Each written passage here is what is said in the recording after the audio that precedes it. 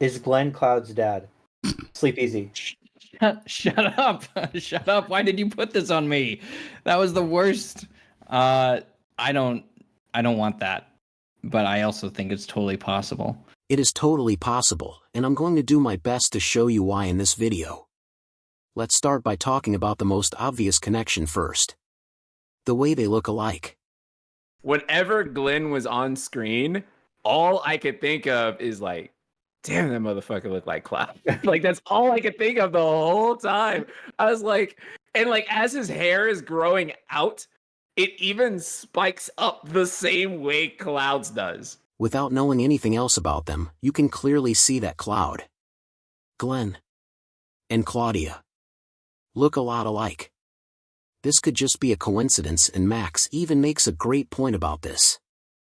In the only defense of like, oh, Cloud looks a lot like Glenn, sure, I'm with you, but also does his fucking mom. Like, his mother looks just like him. So it's kind of weird that the mother and the father look like they're siblings already. Like, it's a little weird. You many times I've heard that on my show. Max has a great point. Claudia and Glenn do look like they could be brother and sister, but check out this paragraph from the book, Traces of Two Pasts. Minami smiled and added, "Course, the fella did have a real handsome face, you can see it in Cloud. That boy came from two fine-looking parents, and he got the best of them both." So Max was right, but this winds up supporting the idea that Glenn could really be Cloud's father. Now let's move to the next point. Was Glenn really the stranger in Nibelheim? There is Ever Crisis is hard to follow because, well, it's Ever Crisis, but there is one weird scene where Glenn gets transported to Nibelheim through some portal, and he's like, I've never been here before. But we know that in Traces of Two Pasts, he like lived in Nibelheim with Claudia. He met her as his innkeeper, and he was handsome and came in like the wind, and then just went into the mountains when he was old enough to walk, and then they'd never found a body, but they found his clothes, which is never a good sign.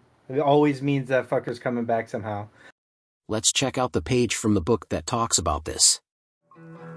But Mrs. Strife ended up staying in Nibelheim. That's right. Turns out love's the one thing you can't fight.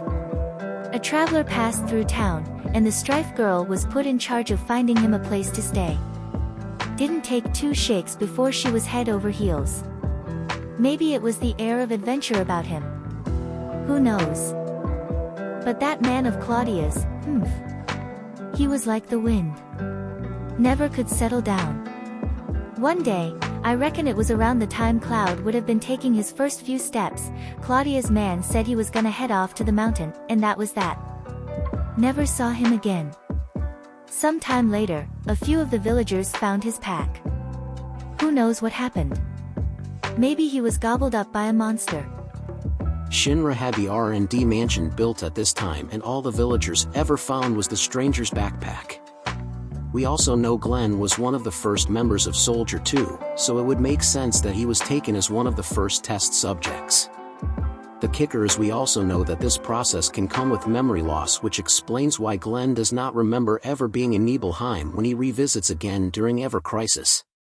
Believe me, we've done all the research. It's only possible with like memory loss. Now, let's move on to the final and best question about this theory. Think about it over. How does it enhance the story? Like the relationship with Sephiroth and Glenn and stuff like that has to be the crux of it. There has to be like a big thing there that makes it more important later on. So how does it enhance the story? I don't know. I know. Right now we definitely, because we don't know if it's real yet. Number one, so you have to like think far ahead, broad stroke. How does him like coming up to his father that because Cloud seemingly has never met his dad or has had any importance and impact on his life at all, right? So what would the payoff be? Well, imagine having to fight your father and your childhood hero at the same time since they teamed up. Imagine the weight of that on Cloud. This brings up one more thing. Some people think Sephiroth was just using the image of Glenn to mess with Rufus. But what if he wasn't? What if Glenn and Sephiroth really did team up? What makes me think this? Let me show you.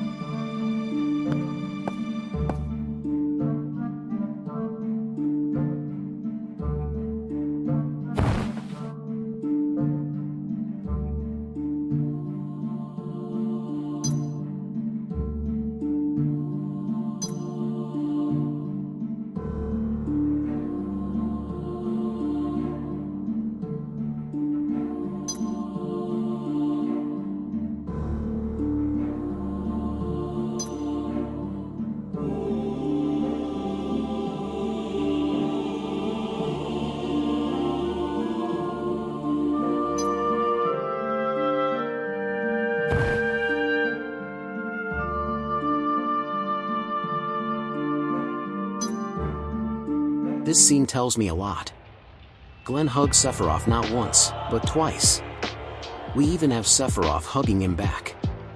Even Cloud being as close as he is to Zack, Barret, Yuffie, or even Red, we have never seen any of them embrace. This is a really strong bond that Glenn and Sephiroth show here, so it makes it even more possible they are working together in the present. Also, Glenn hates Shinra as much as if not more than Sephiroth does. That being said, this final scene takes on a new meaning.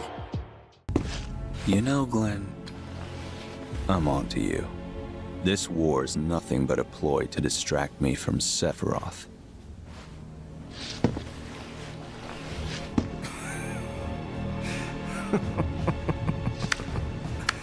How very astute.